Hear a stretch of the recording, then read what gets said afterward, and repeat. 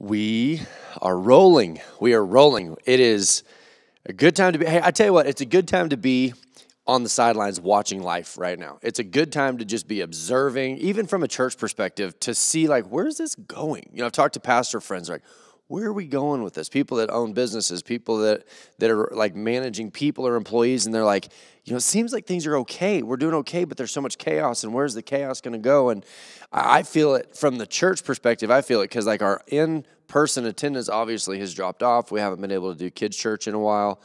It's coming. But the online thing has just exploded. It's doing really, really well. And so you're kind of measuring like, where are we? Where are we actually? What are the actual numbers? See, if I was going to build a house, there are specs, there are measurements, there are definitive, clear results. And I think what's so crazy to me right now is it seems like everything is nebulous. Everything in the world is so hard to measure. Success is hard to measure in our lives right now. We go to work, but is there even going to be a job next year? We're wearing masks.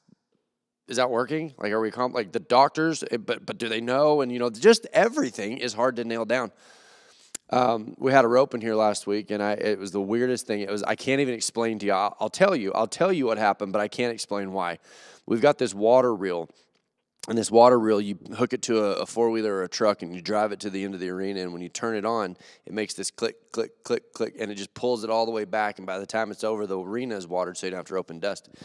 And it wasn't working. It wasn't working, and what was crazy, come to find out, Hunter Hicks, thank God for Hunter Hicks, we get to messing with it, and it wasn't reeling back in like it was supposed to.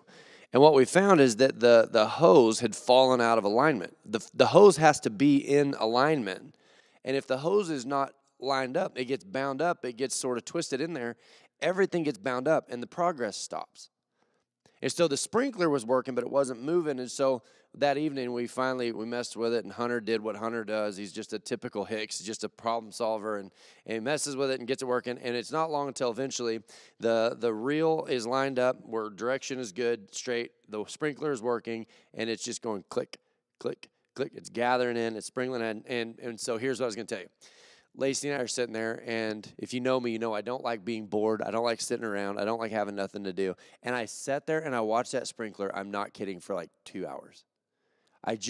There was something so deeply, like I said, I can't explain it in a way that makes sense, but there was something so deeply satisfying about watching something that's measurable. In a world where everything is immeasurable, it's nebulous, is this working, is this good, are we going the right direction? To just sit and watch something that is measurably working, it caused me to realize how much of life is just chaos right now. Take that for what you will. I loved it. Farmers, you probably understand a little bit what I'm talking about, just when something's working. If you could sum up the conflict that we're facing in this country, the conflict that we're facing with each other, whether it's political or governmental or systematic or, you know, the World Health Organization, CDC versus these people versus that, everything could be summed up to this, is that as people, we have a desired outcome. We have something that we want to see happen. We have an idea of what would make life better, and there's an alignment to that. We try always to align ourselves to the future that we want. We're always assessing, like, how do we get where we want to go? Is this going to work? Is this plan going to produce the outcome? And the alignment issue is that when we're misaligned, we know that we're not getting where we want to go. Like, man, this sermon is really weird so far. Stick with me. We all have this desired outcome, and we have millions of reasons why or how we justify that desired outcome. We need a better system. We need a better president. We need a better government. We need better rules. We need better enforcement, because if we had that, then this would happen. And if this would happen, then that would happen. And we sit on the sidelines, and we're constantly throwing our opinions. I tell you what the church needs to do. I tell you what that pastor should do. We are opinionated people, and I love opinionated people. I don't want that to change. But it's almost like we have voted ourselves as the architects of the future. We could organize the best future if we just got what we wanted. We don't just do that. We're starting a series right now. We're starting a series, and the concept, and I haven't given it a name because I'm not a real preacher, but like the concept is that we need to have a better alignment. We need better alignment. We need to align ourselves better, because what happens if not is that we're constantly trying to call God into our future concepts. We're constantly trying to bring God. God's over here and we're over here. God's wanting us to do this and we're wanting to do that. And there's this constant struggle of like, God, come this way. And just like that water reel, things feel bound up and stopped because God is not honoring our canon of expectation.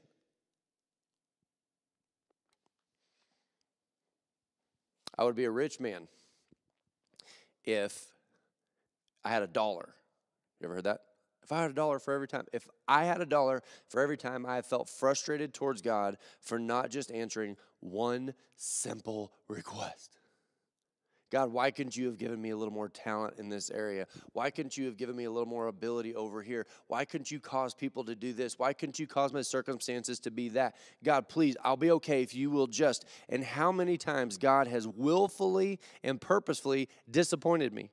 And I'm just like you. We're all the same. I have this idea of like, this is where the future needs to be. This is where we need to go. We're constantly, let me say it this way, and we're going to dive into the scripture. We're constantly guilty of trying to align God to our goals. We try to align people to our goals. We try to align the government to our goals. We try to align the system to our goals. We're constantly trying to bring everything in, not to everyone's benefit, specifically generally to our own. Let's go to 2 Kings chapter 4. In 2 Kings chapter 4, it says, the wife of a man from the company of prophets cried out to Elisha and said, your servant, my husband, is dead. Now, let me tell you something. In this day and age, being a widow was not a good place to find yourself. You did not want to be a widow because you had no one to vouch for you. You talk about systematic oppression. This is a woman who had no power and no one to protect or vouch for her, to give her a name. She was socially uncovered, so to speak. She was exposed. She was vulnerable. She says, my husband is dead, and you know that he revered the Lord. So he's from the company of prophets. He's a minister that found himself buried in debt and then died and left his family with debt. Leaders, pastors, men, listen to this story. He was so focused on the work of the Lord that he left his family in a lurch, left him in debt, left him with nothing. You know that he revered the Lord, but now his creditor is coming to take my 2 boys as his slaves. Can we try? I know this is hard because we're Americans and we live in the greatest country on the planet. Cue the amens, I know. Greatest country on the planet. And you go, well, we've got problems. Every country has problems. Every country has things they look back on and go, oof, should have done that better. But one of the defining factors of the U.S. that I am so proud of is that we're constantly trying to realign and trying to improve. The reason we're having arguments is because we're making an effort to improve. This lady, her husband dies, leaves her in debt, and they're going to take her 2 boys as slaves. You don't understand the oppression that this lady is under. And so to be fair, we're going to try to understand her position for the sake of the sermon. We're going to try to understand where she was, but if you're an American, you won't get it because you live in an amazing country that is working on improving and making opportunities for less fortunate people. Okay, I'm going to get off my soapbox.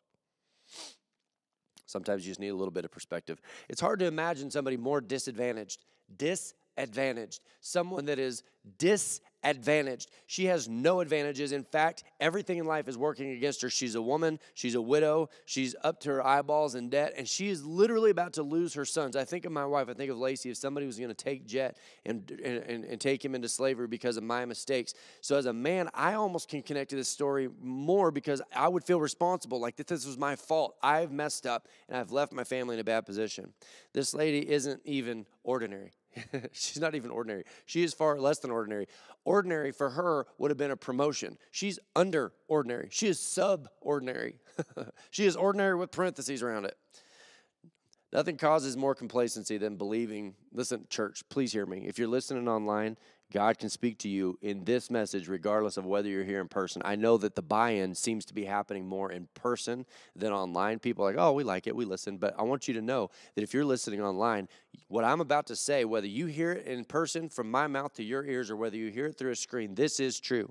The church tends to find itself in complacency when we believe we aren't special enough, when we're not talented enough, when we don't have a big enough following, that we could never be useful, that we could never be the people we want to be. Why? Why?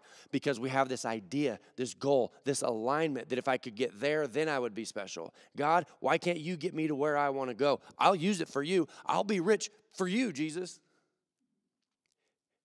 And yet we hear that God constantly is telling us stories through the lives of ordinary people.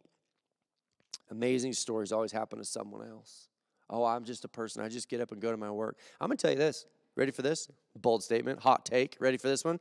Ready for this hot, argumentative, going to cause some eyebrows to raise take, but here's my opinion. The superstar standard, the standard of super talented, super great singers, super great speakers, super talented, super rich, super popular, all the superstar standard has crippled more Jesus followers than sin.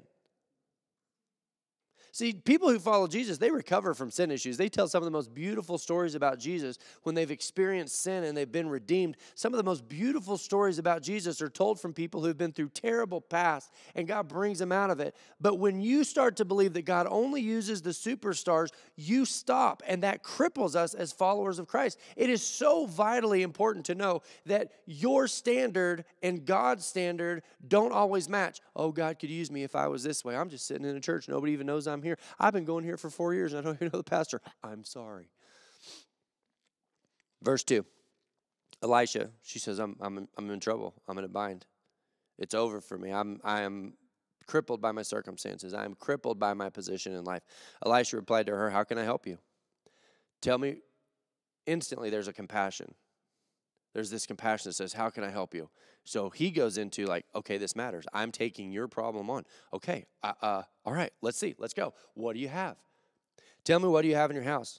She said, your servant has nothing there at all. What do you have? I'm just ordinary. I'm just poor. I just have a normal job. I don't live in a nice house. I don't drive a nice car. I don't have the perfect marriage. I don't have anything, nothing at all. I'm unusable. I'm useless. But then she follows it up with, except a small jar of olive oil. She tells us where she believes herself to be. She tells us what she believes to be true. What she believes to be true is the story is over. I have so little. Church, please hear me on this. Please make an effort to hear this point. She's saying, I have so little that even what I have amounts to nothing. I thought life was going to go this way, but now it went this way, and if it goes this way, I'm out. My story's over. Life is already dead to me because I thought I was going that way. I am not finding alignment with my goals or my dreams or my future or my desired outcome. Everything I wanted is gone. Life is over. I have nothing except a small jar of oil, but that doesn't matter because I need more than a small jar of oil to get where I wanted to go. I have so little that what I have amounts to nothing. Verse 3, Elisha said, go around and ask your neighbors for empty jars. Don't just ask for a few. I love this sermon. I'm going to tell you, I love this sermon. I got so excited, right? And I was more excited to preach this sermon than I've been in a long time because of one word. One word. There's one word that just blows this sermon wide open. If you're listening and going, where are we going with all this? We've talked about sprinklers and all kinds of fun stuff. Here's where it is. He doesn't say, go find containers, he specifically says, go find empty jars. Don't just ask for a few. Listen, if we found ourselves in her position, we would feel the same way she felt. If we were about to lose our kids to slavery and we were broke and our spouse was gone and life was over, we would feel like she feels. I know us well enough, even the most optimistic, even the most Robert Buckner-esque type people, they're going to feel it. Maybe they're not going to show it. Maybe we're not going to admit it. Maybe we're not going to sit down and say it's over. But on the inside, when we're looking at the circumstances, it would be so easy to feel the way that she felt. What did I do wrong?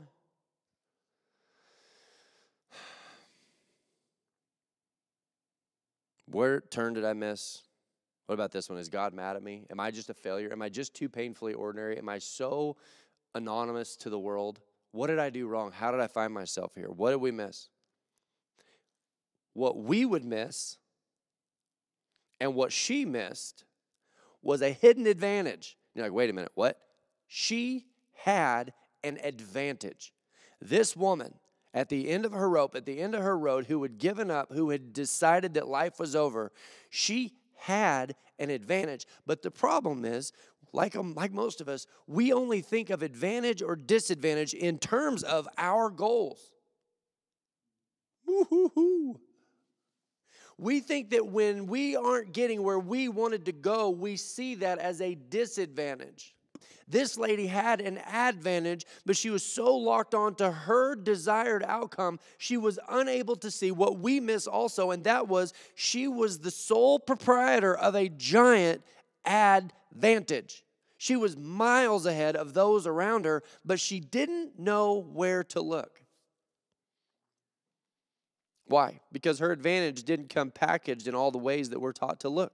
See, we're taught to look for advantages: money, looks, age, gender, wealth, surplus, the cars we drive, the houses that we live in, the jobs that we have, the amount of followers on social media. We've got this generalized version of what it means to be successful, and so we check the boxes. Am I doing it? Am I doing it? Am I doing it? However, just side note, if you look at those people, are those people happy? Is it possible that we have bought a lie about what it means to be advantaged or disadvantaged? See, her advantage didn't come packaged in a traditional sense. You're sitting in here and listening, whether you're listening at home, whether you're listening on your couch, whether you're listening in a group of people, if you're in a gathering, if you're in Silver Lake at the Cowboy Dinner Tree, shameless plug, no matter where you are, you will possess advantages. Every single one of us possess an advantage if we know where to look. She had no wealth. She had no husband. Hey, listen. You want to talk about systematic stuff? She was in a system that required protection, and she didn't have a husband. She didn't have a system that was working for her. She had no more options. She didn't see it because she didn't know where to look. You go, what are you talking about, Jordan? What are you talking about? Remember, Elisha said, go get an empty jar. Go find empty jars and not just a few. Go find jars that have nothing in them. What's that? It's a hint. It's a clue. Blues Clues. Anybody ever raise kids? There's a clue. Go find empty jars. Why do I need empty jars? Because in the empty jar, you'll find your advantage. What are you talking about? Her advantage was her desperation. What? What did I say? She was desperate enough to operate in her advantage. Sometimes desperation is our greatest advantage. Sometimes when we get to the end of ourselves, we get to the end of our rope, we see no way forward. That is the moment where we discover the advantage of God in our lives. And we go, wait a minute, maybe I'll never get to my goals, but maybe God is bringing me to a place where I am actually perfectly aligned to accomplish His goals in my life. See, we always think of an advantage of like, am I going to get where I want to go? No, not always. Not everybody gets the advantage of going where they want to go. But those people tend to be not very happy in the end anyway. But God is saying you are perfectly positioned and aligned and equipped and prepared to take off running. You know what a train with no rails looks like? A statue. It needs rails. It needs alignment. A train requires alignment. It can only go where the rails have been built. And in every one of our lives, God has rails that are built, but we're stopped because we're looking this way, and God's going, just run on the rails I've created for you. Elisha said, go around and ask all your neighbors for empty jars. That means she had neighbors. That means she had people. There were other people. That means that Elisha could have gone to other people. If God wanted to operate with somebody that was less desperate, they were there. There were people available to God, but God needed the one that was the most desperate. God was going to tell a story with somebody that was the most desperate, that was the most likely to take off down the rails. The miracle required space that can only be found in lack. I hope I'm explaining this. I hope I'm putting this in words that are understandable. The miracle required space. See, and when we have a surplus, we don't have any extra space. If we have space, we fill it up with something. We need jet skis. We need a new boat. We need a new truck or a trailer or horses. We need more cattle. Shut up, everybody who knows me. We try to fill empty space. We try to fill our empty time. We're always trying to fill our lives up. And God's going, I've got a miracle that requires empty space. And so many times when God creates an empty space, it feels like punishment. It feels like a what? Disadvantage. The minute we see space in someone's life, we call it a disadvantage. Elisha says, go specifically seek out what? Space. Go seek out space that's big enough, an empty space that is big enough to contain the advantage that you didn't know you had. Oh, we need a superstar. How can we see this today? How can we put this in a way that we could explain? And one of my favorite stories, I just read it this year. There's a book, I've talked about it already. There's a book by Malcolm Gladwell. It's David and Goliath. And it's not biblically accurate, but it does tell some cool stories. And there's an immigrant from Bombay, India. He moved here when he was 17. He was a businessman. He's got a cool story. His name is Vivek Ranadive. I didn't spell it how it's spelled. I had to spell it in a way that I could remember how to pronounce it. But you're not looking at my notes yet. Vivek Ranadive, he'd immigrated to the U.S., and out of nowhere, Vivek's daughter decides she wants to play basketball. She's in middle school, and she wants to play basketball, and he'd been looking for ways to spend more time with her. We're trying to figure out, remember, telling this story, we're trying to figure out how sometimes the disadvantages turn out to be our advantages. The alignment that we can't create for ourselves turns out to be alignment towards God. Just like this water reel, we're so bound up that we're going nowhere until we align, and the minute we align, we take off. So he wanted to spend more time with his daughter. And so he'd never even touched a basketball. He said he'd never seen basketball. He'd never been around it. He knew nothing about basketball, nothing. And here's what's worse. They were from the heart of Silicon Valley, and that means the girls on the basketball team were not these big, athletic, rough and tumble type people. They said, his description, he said, they're little blonde girls from the heart of Silicon Valley, daughters of computer programmers. 6 out of 8 had never played basketball. Can you imagine a greater disadvantage? From the outside looking in, can you imagine looking at Vivek Ranadive from Bombay, India, and his daughter and her little blonde computer programmer genetic friends, and they've never played basketball. You know, they're doing the you know, everybody's ever seen somebody not play basketball. And he's like, well, here's our team. Can you imagine a bigger disadvantage? With zero knowledge of basketball, he'd played cricket, he'd played soccer, he'd been around sports, but he'd never been around basketball. 6 out of the 8 girls had never played basketball. There had never been a concept. We can't imagine this is the Bad News Bears, but for girls basketball. And there's just, hey, you know what? Have fun. Isn't that what you tell people that are really bad at something? Hey, we're just doing this for fun. Just have fun. You're like, that sounds like a terrible coach. I'll admit, I'm not a good one.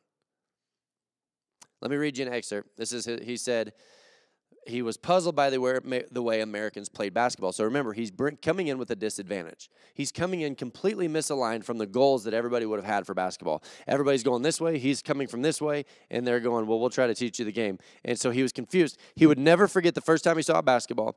This is from the New York Times report. This is a story they wrote about him. He thought it was mindless. He watched basketball and goes, this is brainless. Is there a rule that says that you only get to play defense on half of the floor? They go, no, you can. I mean, technically you can play it anywhere, but, that's just how basketball's played. You score, you run to the other end, wait on the defense. A team would score, then immediately retreat to its own end of the court. Team B would inbound the ball and dribble it into Team A's end, where Team A was patiently waiting. Then the process would reverse itself. A basketball court was 94 feet long, but most of the time the team defended only about 24 feet of that, conceding the other 70 feet. So what he's saying is, wait a minute, we're not athletic, we're not talented, and we don't know how to play basketball. And you're asking us to go to the end and wait for them to set up a play to execute this play against us? They're like, well, that's just the rules. That's the thing. That's why you need to have big athletic players. That's why you need advantaged players that have got skill, and you need to know the intricacies of basketball. And he goes, I don't have those advantages.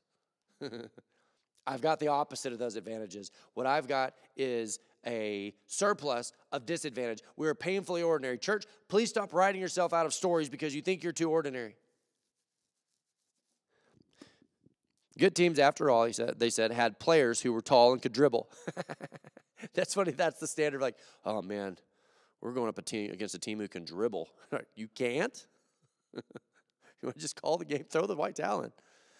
They could dribble and shoot well. They could crisply execute their carefully prepared plays in their opponent's end. Why, then, did weak teams play in a way that made it so easy for good teams to do the very thing that made them so good? So here's what he did. I'll skip the details, but here's what Vivek Ranadive decided. We are going to contest the inbounds pass. When they throw, because that's one area you can accurately defend. They can't dribble. You can't go around the player. So we'll just put somebody on this end. We're going to be really well conditioned. We have to be really well conditioned. Why? Because we're desperate. For this to work, we've got to overemphasize some of these other areas. We're going to defend. We're going to go full court press. We're going to defend the entire floor. And what they found was that these teams didn't prepare for that sort of a disadvantaged approach. He took his daughter's team with 6 girls who'd never played basketball. He never raised his voice. He was kind. He talked about attitude. He talked about all the things like, that doesn't matter. And he beat good team after good team after good team. Vivek Ranadive took that team to a national championship game. How? His point was the advantaged players weren't looking for new opportunities. They saw themselves as being good enough to win through traditional methods. We're already good. We're tall. We know how to do terrible, awful, great, glorious maneuvers. You're not going to believe this. We can dribble. And he goes, we can't. So we're going to take that desperation and we're going to apply it to new methods. And they began to beat teams that thought they were good enough because their advantage turned out to be a disadvantage. And Vivek's team realized that their disadvantage began to play into their advantage. Why? They knew they were desperate. See, we're all desperate. It's just that we don't always feel it. Sometimes life is going good enough. They're like, yeah, we're good. We're just going to go the traditional route. And yet what we see is so many times God finds these just painfully ordinary people and he tells amazing stories. Why? Because they're the ones that are desperate enough to play along. See, and playing along is a choice. Choice is something that you don't get taken away from you. God's going, I want to tell an amazing story through your life, and you get to choose to be a part of that. And so many people choose to pass. No, I'm good. I kind of got a thing I'm working on, God. Why don't you come to where I'm at? God goes, no. And they're like, then we'll just circle back. Desperate people, ordinary people, normal people, poor people, struggling people, people that have experienced suffering, people that are coming out of addiction, people that are coming out of all sorts of terrible histories. When God says, hey, do you want to? Yes. Yeah. I didn't finish my sentence. You don't have to. If you want to do something with me, they had the advantage of desperation. Elisha said, go around and ask all your neighbors for what? Full jars? Money? See, that's what, go ask your neighbors for money. Go ask your neighbors for the end result so that God doesn't have to be a part of it. He said, no, go ask your neighbors for empty jars. Create a space. Allow your disadvantage to become your advantage. Your desperation is about to propel you into a really cool experience. What would have happened if Elisha would have just walked into a regular person, just a regular person on the street? Hey, how you doing? I'm Elisha. Nice to meet you. Hey, what's up? Hey, go to your neighbors and get all the empty jars. They'd have been like, I don't have time. I'm doing some stuff. The same miracle was probably available to every person in the town, but who did God choose? God chose the person who was the most likely to say anything at this point. I don't need alignment. I'm so far away from what I thought life was going to be. I'm so lost compared to what I thought life was going to do or produce. Bring me into alignment with you. Let's go with what you want. That requires a certain level of disadvantage because if you were advantaged, you wouldn't take such crazy steps. Go collect empty jars. God needed someone ordinary enough to try whatever the prophet said. He needed the cardboard cutout, the guy that walks in and feels like nobody sees him, the guy that says, I don't feel like I've got a lot of connections. I don't feel like I have a lot to bring to the table. And let me tell you that the enemy will tell you, then don't say anything, just hide. You don't want to be exposed because you're nothing special. And what God is saying is there's nothing more special than someone who's willing to follow me. That is the measurement. That's how we measure extraordinary people, is people who are willing to align themselves to the goals that God has. Let's go to Mark. Let's go to Mark chapter 1. We're almost done. I want to wrap this up because I love when we find something in the Old Testament and then we find it in the New Testament. It tells us more about the nature of God. Jesus starts his ministry in Galilee. It's the heart. This is the heart of ordinary. These are not the heart of Silicon Valley tech geniuses. These are just salt of the earth, not even really necessarily, it doesn't say great people. It doesn't say smart people. It doesn't say they were talented. It says there was actually a lot of Gentiles in this northern mountainous region of Galilee. It says it was just sort of unexceptional. You walk through and they were nothing really draws you to this group of people and says that's where Jesus started. That in itself is a pretty good indicator. Pagan worship had started to take over in Galilee. Galilee is one of those places that it was kind of like, how do people live here? And then you meet them and you're like, oh, okay, I get it. Where else are they going to go? Center of pagan worship. Let me say this. It was an entire culture of ordinary. It wasn't that there was ordinary people there. It was that ordinary was the expectation. Ordinary was almost the demand. Have you ever been places like this where you see someone trying to really strive to accomplish more and the whole town's kind of like, settle down. That kind of stuff doesn't happen here. We're not those kind of people. You just sit back here, get back in line with us. You can only go at the pace that we're moving. Stop. It's not going to work anyway. That was Galilee. Mark chapter 1. Jesus was walking by the Sea of Galilee, saw Simon and his brother Andrew putting a net into the sea. Ordinary people, ordinary fishermen. Verse 17, Jesus said to them, follow me and I will make you fish for men. Now, if Jesus were to have walked up to anyone Pharisee, name one Pharisee, Jesus said, hey, if you'll follow me, let down your life, follow me, I'll make you fishers of men. If Jesus would have found a social media influencer, if Jesus would have found a billionaire, if Jesus would have found all these different people, they are actually, listen, ready? People who were advantaged would have found themselves at a disadvantage when it comes to aligning to the greatest call given to human people, which is to follow and walk with God on the earth. The greatest offer ever extended to people, they would have been disadvantaged to see it because they had so much else going on. Jesus, in a culture of ordinary, in a region of ordinary, in a call that was ordinary, says, drop what you're doing and follow me. And they're like, yeah. Could you have done that? Could I have done that? If Jesus were to walk by and I don't know that he's Jesus, he just seems like, hey, something's going on here. Hey, give up your life and follow me.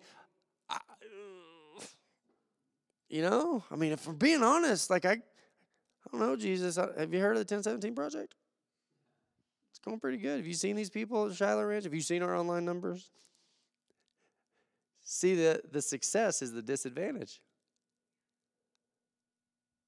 Verse 18, at once,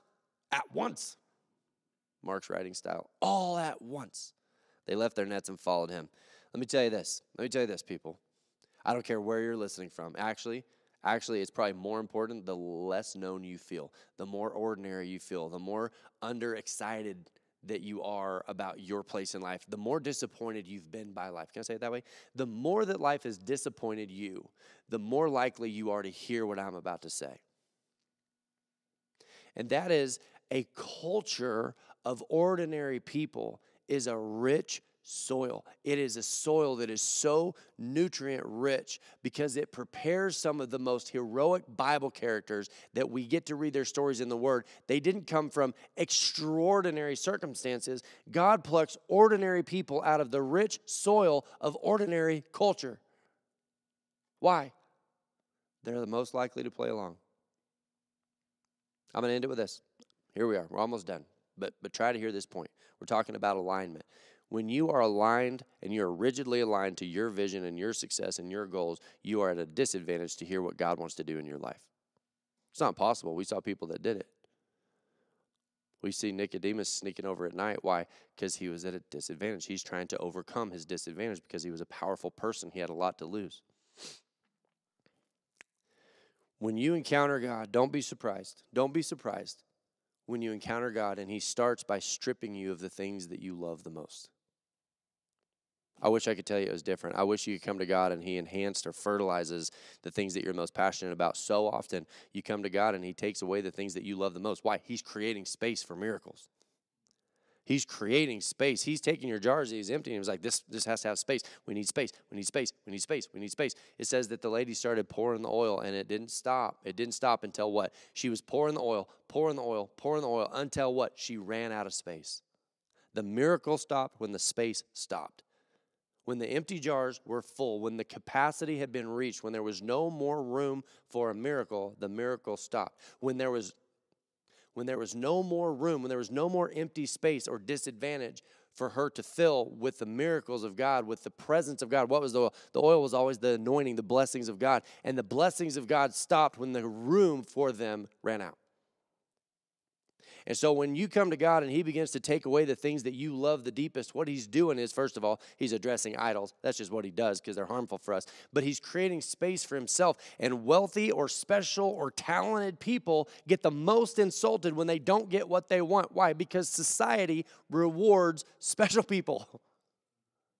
We celebrate them. They're the superstars. Oh, this is so great. This is so awesome. And they get used to that. So when God encounters them, he begins to take things away. They feel like the God's oppressing them. Here's the advantage of ordinary people. Here's the alignment that is easier for ordinary people, is that when God takes something away, maybe something that they valued or that they loved, growing up poor, growing up disadvantaged, growing up having people take advantage of you and not being able to defend yourself, all the things that the Bible talks about that the poor have to suffer. When we lose something that we care about the deepest, God takes something away, the ordinary person's actual reaction is more like, I'm not saying that right, they're more inclined, let's say it that way, more inclined, less words, better clarity.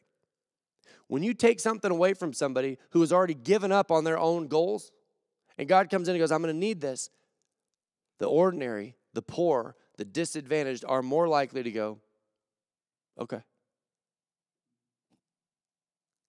The most talented, the most celebrated, the most special people go, then I don't want what you're offering if I have to give up self.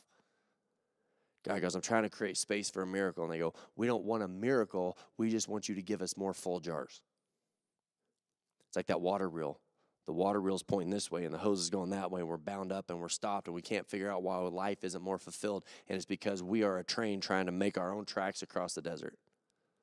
God's going, I'm offering you tracks and alignment and a goal and a purpose, and I want to do amazing things. And it's actually the culture of ordinary people that create some of the most heroic people.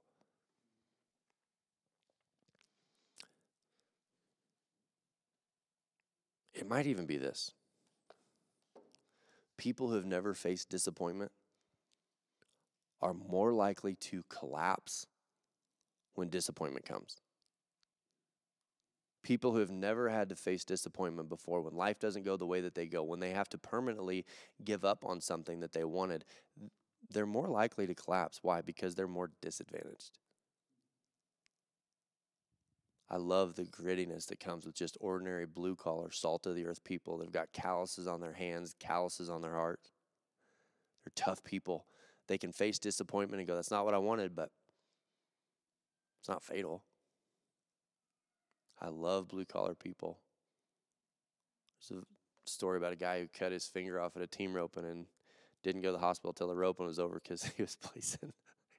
Where are those people? People that go, not what I wanted, but I'm here. Look at the advantage. Look at the advantage of somebody who goes, hey, I'm out. They're about to take my kids. And Elisha goes, go find an empty jar. And she's like, whatever. At this point, whatever. What could be worse than what I'm already facing? And the choice of obedience opens the doors to alignment, to a life that we couldn't have created for ourselves. The series that we're going into is the alignment found in disadvantage. The alignment that we find in moments of being disadvantaged. Don't let the enemy tell you that you're too ordinary, you're too anonymous, nobody knows your name, nobody knows your story, you don't have enough pull, you don't have enough wealth, whatever the case may be, because those things create a hurdle. You can get over them, you can get past them. If you're wealthy, you're not, it's not a death sentence, that's not what I'm saying, but I'm just saying, just know that your human advantage often creates a spiritual disadvantage. You know who gives? You know the people most likely to give when they come to church? People who have the least. How do you explain that? We have team ropings. This is just personal. You're like, you're going to bring this into this part of the sermon? I thought we were kind of winding down. We are. I had to talk with one of the most powerful figures in the sport of team roping, and he said, I get so tired of dealing with the open team ropers. That's like the higher numbered guys, the professional team ropers. I get so tired because they expect everything. The low-numbered guys, they're just happy to be there. They just enjoy the process. They have more fun at a team roping than the open guys. The open guys have this unrealistic expectation. They're never happy. He goes, the low-number guys, they come in, they're high-fiving each other, they're rooting for each other. The culture of ordinary creates heroes. If you go, I'm just from an ordinary family, I'm just from an ordinary town, good news, you're at an advantage. The quicker you can give up on what you feel owed and pursue what God is offering, take off down the rails. Let's pray. Lord, this sounds nice, but this is a hard concept to believe.